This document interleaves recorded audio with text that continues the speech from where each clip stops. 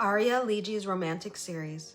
What happens when you write the lives of the romantics, not as biography, not as footnote, but as poetry? In Arya Lege's romantic series, 14 volumes strong, the romantics rise again. Storm-tossed, heartbroken, scandalous, luminous. This is no dry retelling, it's resurrection in verse.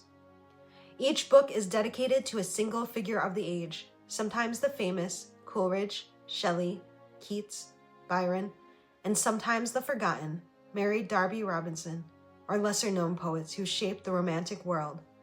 What unites them is Lege's voice, lush, archaic, and cantatory.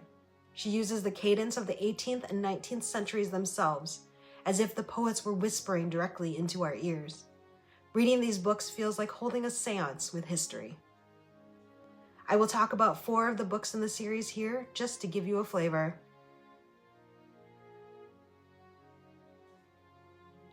Volume 2, Commemorating Life, Samuel Taylor Coleridge. Coleridge comes to us in dreams and storms. We see him through his friendship and fracture with Wordsworth, through his failed utopian scheme of panacocracy, through his lifelong battle with addiction. In Night Storms and Hellenic Rhapsody, we feel the fever of opium, the ache of faith, the brilliance of vision, always overshadowed by despair. This is Coleridge not as a marble bust, but as a man caught between philosophy and ruin. Volume 4, Escape from the Nether Pit, Mary Shelley. Mary Shelley is often remembered as the woman who wrote Frankenstein, but this volume insists she was so much more. We walk with her through grief, holding dead infants in her arms, losing Percy to the sea, and still finding the will to write. In Roman dirge and dysentery in Venice, we feel her heartbreak. In Creature Creation and In the Cradle, she speaks to her monster, that shadow of herself and her age. This Mary Shelley is no Gothic stereotype. She is a woman of intellect, rage, resilience, and vision.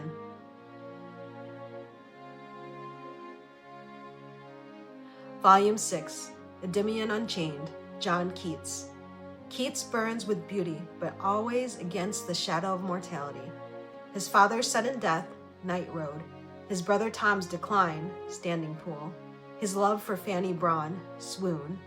His immortal vision in the Bells of St. Agnes. This is Keats as a young man aware that time is against him, coughing blood into a handkerchief while writing lines that will outlast empires. Lege's diction, rich, archaic, myth-drenched, matches Keats's own hunger for the eternal. Volume 7, Byron Bound, Lord Byron. Mad, bad, and dangerous to know, but also brilliant, wounded, and uncontainable. In this volume, we see Byron's tempestuous loves, his affair with Lady Caroline Lamb, feckless switch, his disastrous marriage to Annabella, Arrivederci, his devotion to his dog Boatswain, for Boatswain, his grief for Allegra and longing for Ada, Ada Blue. We see the exile, the flamboyant scandal, and finally, Byron's last chapter in Greece, where he dies not as a poet, but as a freedom fighter. The poems mirror Byron himself, flamboyant, seductive, unflinching. Volume 12, Hersey's Girl, Mary Darby Robinson. She was known as Perdita, the Prince of Wales's mistress, the courtesan mocked in satirical prints. But Arya Lege's volume restores Robinson as more, a feminist, a political radical, a poet of genius. We see her coerced marriage at 15, sanctified ultimatum, her humiliations in Fleet Prison, the Fleet Inn, her cross-dressing triumphs on the stage, Jacqueline, her scandalous but empowering affair with the prince, Florizel Perdita, and her transformation into a writer of novels, plays, essays, and a letter to the women of England. She emerges here as a woman who refused silence, even when crippled by illness, even when abandoned by lovers, even when the world reduced her to scandal. Robinson becomes not the fallen woman, but the phoenix.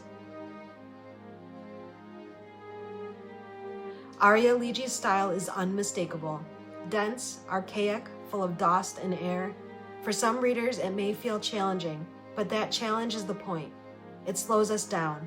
It makes us inhabit the music of the Romantic Age, not as spectators, but as participants.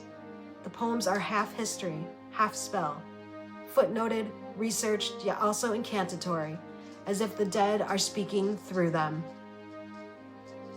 The Romantic series is more than biography, more than homage. It's a resurrection of voices too often flattened into myth. Coleridge the addict, Shelley the widow, Keats the doomed youth, Byron the scandal, Robinson the courtesan. Lege insists on their fullness, genius and flaw, passion and ruin. These volumes are a memorial, but also a challenge, to see the Romantics not as dead statues, but as living fires. This has been Poetry Girls, where old poets breathe again and forgotten voices rise. Like, subscribe, and tell us, if you could invite one romantic poet to sit at your table, who would it be? See you next time.